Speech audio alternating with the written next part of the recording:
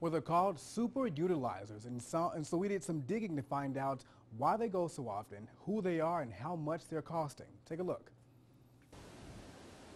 There's a problem brewing in the healthcare system.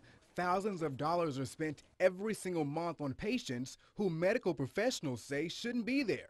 In an effort to control those costs and to control not having that additional expense, are working on ways to prevent those readmissions. They're called super utilizers, people who don't typically have a primary care doctor and overuse the ER for medical issues. When they're here, there may only be 3 or 6 a week, but they may be back next week. It may be those same patients that are back the following week. According to a study by the Camden Coalition of Healthcare Providers, these super utilizers can cost a hospital on average up to $33,000 per month. If a patient is admitted within a certain time frame and then within the next 30 days, if they're admitted again, Medicare will not pay the health system for that. Basically, if we can catch things as they happen sooner, maybe we're able to keep them out of the hospital and enhance their care overall. At Tiff Regional Medical Center, a lack of coordination for super utilizers can lead to repeating really expensive diagnostic tests such as CT scans and more. Fox 31 News reached out to local 911 centers to get their take on the costly issue.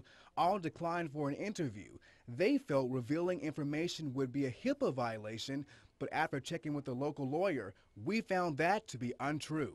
We've essentially taken a Band-Aid approach to medicine in the sense that we don't worry about something until it starts to affect us. And so you're seeing more of an emphasis on preventative care, you're seeing more of an emphasis on routine visits with your physician so that you can make sure that whatever medical problems you have are kept in check so that you won't have to go to the emergency room. But what they found is a way to help control those costs. The goal is not to drive patients away from the hospital, but to give them other options. They call it a transition clinic. What we do here is we provide that initial visit after discharge.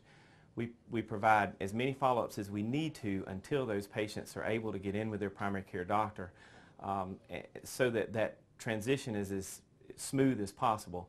The clinic helps recently discharged patients who don't have a doctor or want to be able to see them in a reasonable time span.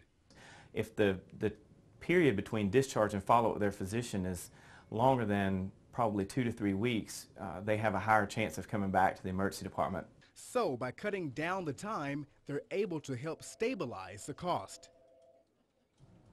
So how much are these people costing the hospital? We don't know exactly how much they're costing. Last year, we had some numbers pulled. Take a look at this graphic we have right here. They say last year they provided $66.7 million in charitable and indigent care funds and another $46.2 million in bad debt expense. So they don't know exactly how much those utilizers can cost, but they're somewhere in both of those numbers there.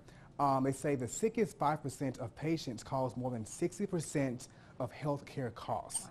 So their best advice is if you're sick, you should go to your primary care doctor first and then go to an ER. Franklin, thank you for that report. Of course, thank you.